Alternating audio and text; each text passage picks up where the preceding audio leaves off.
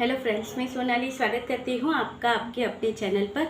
तो बात करते हैं जीजा के बारे में, जो डिप्रेशन का वीडियो आया था। मगर उससे पहले किसी ने मुझे कमेंट करके पूछा है, उसके बारे में मैं पहले थोड़ी सी डिटेल दे दूँ। तो जैसे मुझे एसएसजी ने कमेंट करके कहा था कि आपके चैनल पर बहुत सारी ऐड आती है, तो आप किस हिसाब से यूट्यूब पेमेंट देता है, किस हिसाब से है, आप डिटेल में बताओ। तो देखिए, डिटेल में तो क्या बताऊँ, मेरे चैनल पर अब तक कुछ ऐसा मेरे को आया नहीं है। एक बार ही पेमेंट हुई थी, वो भी 14 महीनों के बाद, जब चैनल मेरा मोनेटाइज हो गया था। उसके 14 महीने बाद पहली पेमेंट आई थी, और अब दूसरी पेमेंट के लिए भी 6 महीने हो गए हैं। वो पहली पेमेंट आए हुए और 6 महीने जाएंगे ये दूसरी पेमेंट आने के लिए। यानी पहली पेमेंट 14 महीने पे आई थी, दूसरी पेमेंट शायद 12 महीने में आई थी। अगर एक साल में आपके चैनल पर अगर आपको 8,000 रुपये मिलते हैं, तो वो कहाँ दिखाई देने वाले हैं एक साल के।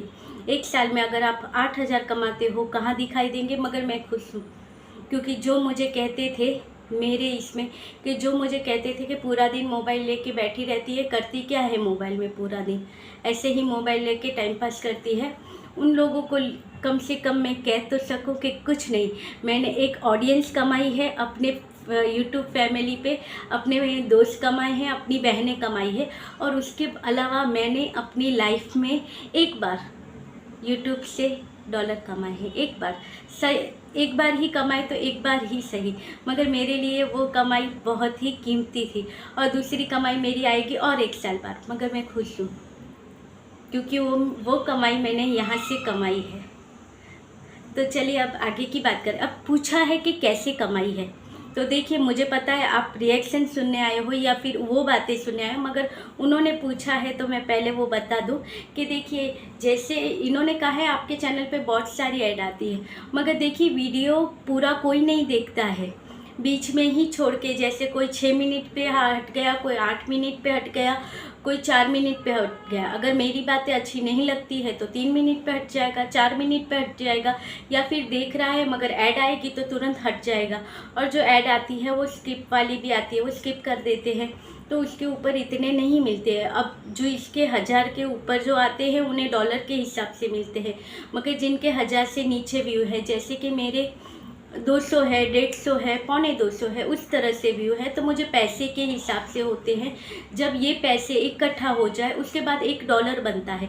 जैसे कि मेरा अभी 2 दिन पहले का जो वीडियो था, जिसके ऊपर व्यू आए थे 188, अब वो वीडियो के ऊपर मुझे कितने पैसे मिले आपको पता है? 20 पैसे। अब ये 20 पैसे मिलते हैं, कोई वीडियो के ऊपर 30 पैसे मिलते हैं, क्योंकि मेरे वीडियो जितना देखा जाता है उतनी ही ऐड देखी जाती है, स्किप भी होती है, तो लोग तुरंत से निकल जाते हैं, पूरा वीडियो कोई देखता ही नहीं है। कुछ लोग होते हैं जो पूरा वीडियो देखते हैं, तो उसके ऊपर ऐड चलती है, तो मुझे 30 पैसे 40 पैसे मिलते हैं। यानी मेरा $1 बनने के लिए 3 से 4 दिन लगते हैं। मैं अगर यहाँ पे 3 से 4 वीडियो डालूँ, तब जाके मेरा $1 बनता है। तो आप समझ लो कि मैं यहाँ से क्या कमा रही हूँ, कुछ भी नहीं। मगर मैं खुश हूँ आप लोगों के साथ। आप लोग जितना भी सपोर्ट करते हो वो सही है।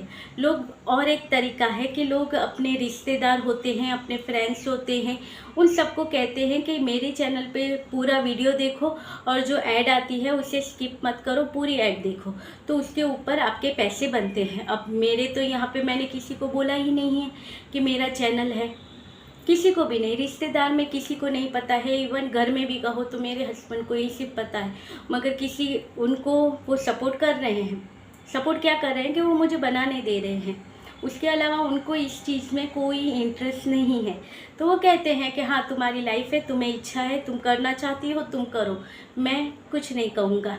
तो वीडियो देखने का सवाल ही नहीं होता है कि कोई, मेरे टीवी में एक यूट्यूब चैनल है जो है, जिसके ऊपर दिन में एक बार मैं मेरा वीडियो पूरा देख लेती हूँ ऐड के साथ। जो 2 मिनट की 1 मिनट की ऐड आती है वो पूरी ऐड में देख लेती हूँ, तब जाके मेरे वीडियो के ऊपर 20 से 30 पैसे आते हैं, और 4 वीडियो के बाद वो $1 बनते हैं। तो आप सोचिए कि $100 कब बनते होंगे। तो उसके लिए 1 साल जैसा चला जाता है, वो है मेहनत। और उसके ऊपर लगता है यूट्यूब से कमाई, इतने व्यू आते, इतनी ऐड आती है, आप कमा लेते हो। नहीं, आसान नहीं होता है यहाँ पे कमाना। लोगों को लगता है चैनल मोनेटाइज हो गया, सब्सक्राइबर कंप्लीट हो गए, अब कमाएंगे नहीं। 20 पैसे 40 पैसे कर करके आप कब कमा लोगे। मगर मैं खुश हूँ, आप जैसे फ्रेंड्स सिस्टरें जो मुझे मिली है, मेरी बहनें मिली है। तो चलिए अब वीडियो को आगे बढ़ाते हैं। तो बात कर लेते हैं कि छोटे जीजा का वीडियो आया कि माता जी का डिप्रेशन किस तरह से दूर हुआ। माता जी का डिप्रेशन मंदिर में बैठ के पूजा पाठ करते हुए डिप्रेशन दूर नहीं हुआ। वो चीज़ तो वो पहले भी करती थी, तो क्यों डिप्रेशन हुआ। पूजा पाठ तो वो पहले ही भी करती थी। तो इनका कहना है कि पूजा पाठ करो, भगवान में मन लगाया तो डिप्रेशन दूर हुआ। तो माता जी तो पहले से पूजा पाठ करती थी, तो फिर उसको डिप्रेशन क्यों हुआ। वो पूजा पाठ करती थी तो उनको डिप्रेशन होना ही नहीं चाहिए था। डिप्रेशन हुआ बहू की वजह से, इनका कहना यही है। और डिप्रेशन दूर तब हुआ जब जो इनको डिप्रेशन देने की वजह थी, इनकी डिप्रेशन इनकी बहू की वजह से थी। बहू को घर से निकाल दिया, डिप्रेशन दूर हुआ, इलाज की ज़रूरत ही नहीं पड़ी। नहीं तो इन्होंने कहा हम इस अस्पताल में गए, हम उस अस्पताल में गए, तब जाके वहाँ से कोई फ़र्क नहीं पड़ा, डिप्रेशन दूर नहीं हुआ। आपका डिप्रेशन तो अब पूजा पाठ करो, शॉपिंग से भी दूर नहीं होगा, घूमने फिरने से भी नहीं होगा।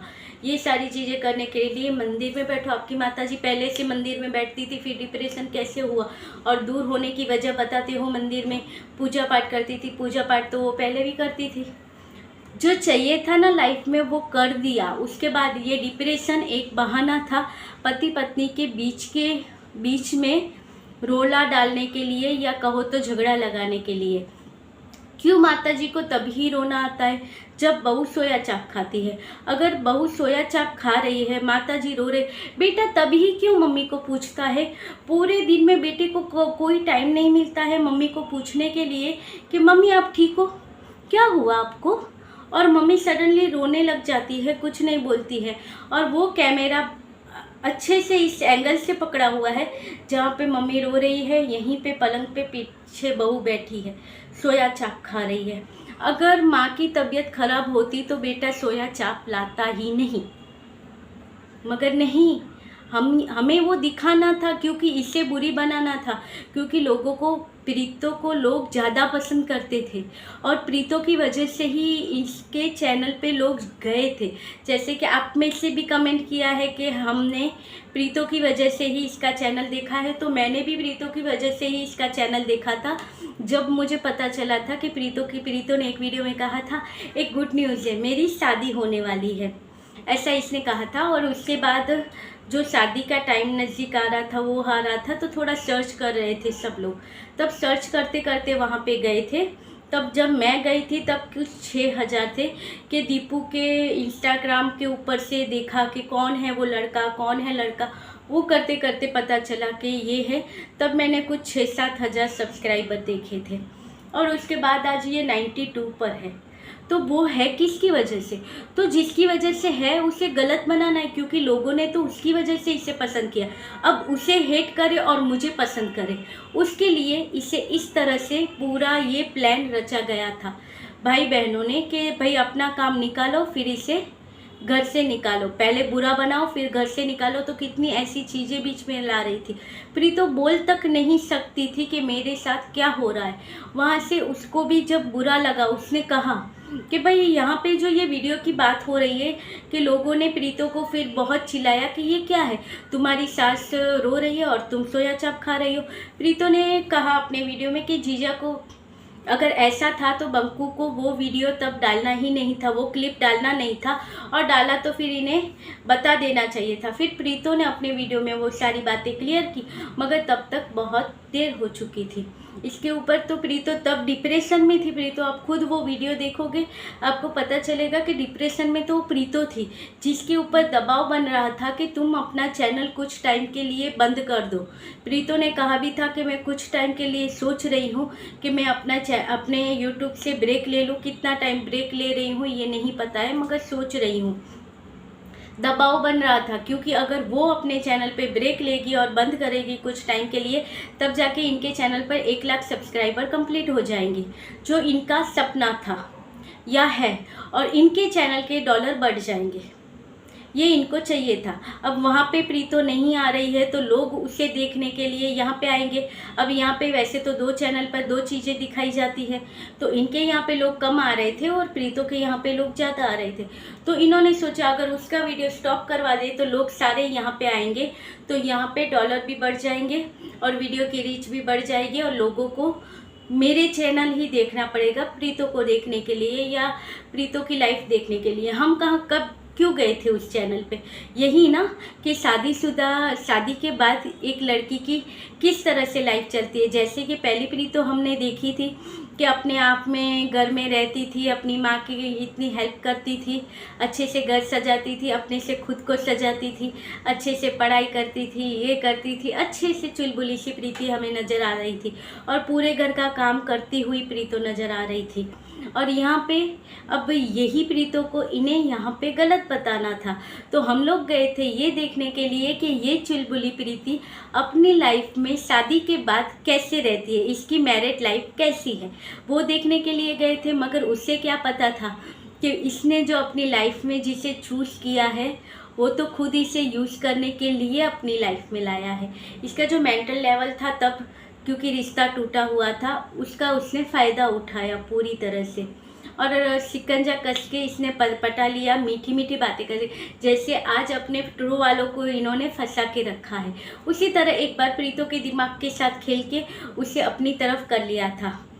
तभी तो दूसरे मौके के बाद भी प्रीतो को बोलना पड़ता है कि बेटी बहू नहीं बन सकती, क्योंकि बेटी है माँ के ऊपर कह सकती है, माँ तुम ये करो वो करो, अपनी सारी बातें कर सकती है, माँ के ऊपर हक जमा सकती, सास के ऊपर नहीं जमा सकती हक, क्योंकि सास तो कहेगी तुम्हारी हिम्मत कैसे हुई मुझे ये कहने की, अब तुम मुझे अपने घर में ये करने से रोकोगी, ये घर मेरा है, तुम भूल रही हो। तो ये चीज़ें होती हैं। और तब प्रीतो डिप्रेशन में थी जब इसने ये वीडियो बनाया था कि बेटी कभी बहू नहीं बन सकती, तो वो वीडियो इसलिए था, वो डिप्रेशन में थी। आप देखो तो पता चलेगा। इसको बहुत सारे ताने भी मिल रहे थे।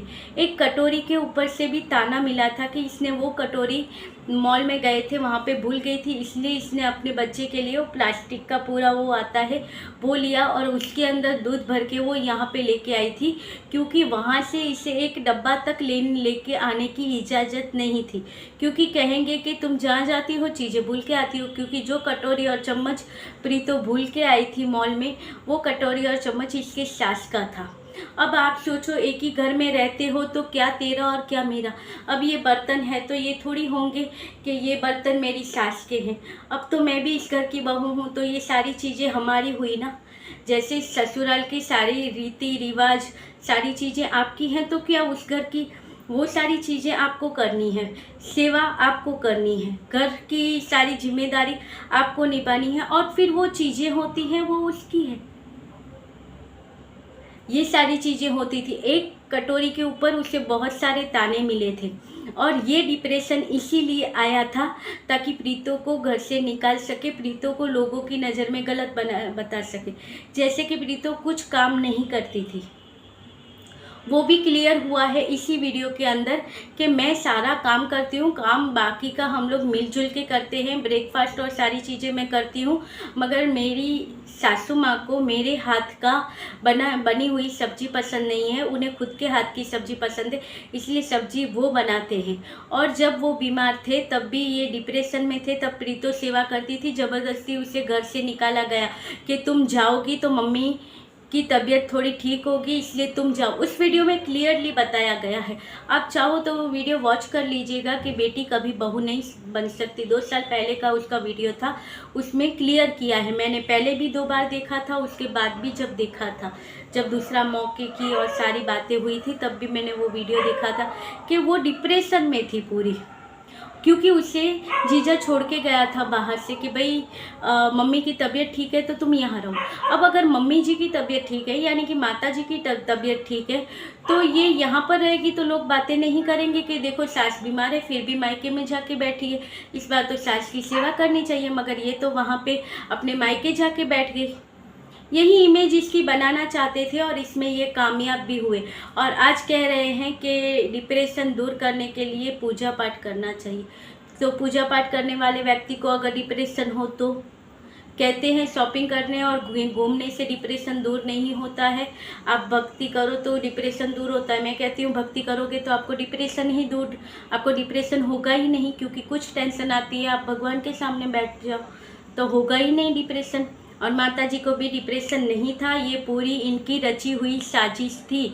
माँ, बेटा और बेटी तीनों ने मिलके ये साजिश रची थी एक भोली भाली लड़की को बदनाम करने के लिए, कि देखिए वो अपने मायके में ही पड़ी रहती है, उसे ससुराल की बिल्कुल भी परवाह नहीं है। तो चलिए ये था आज का वीडियो। आपको जो भी लगे आप कमेंट करके बताइएगा, और जिन्होंने कमेंट किया है उनको भी जवाब मिल गया होगा यूट्यूब के बारे में, और जो आप लोगों ने कमेंट किए हैं उसके लिए भी आप सबका दिल से थैंक यू। तो मिलते रहेंगे ऐसे वीडियो के साथ, तब तक के लिए बाय। हो सके तो वीडियो पूरा देख लीजिए या ऐड थोड़ा ज़्यादा देख लीजिए, सपोर्ट कर रहे हो तो थोड़ा और सपोर्ट कर दीजिए, तो शायद मेरे भी व्यू जल्दी से बढ़े, डॉलर जल्दी से बढ़े। तो चलिए यही, मिलते हैं, बाय, गुड नाइट।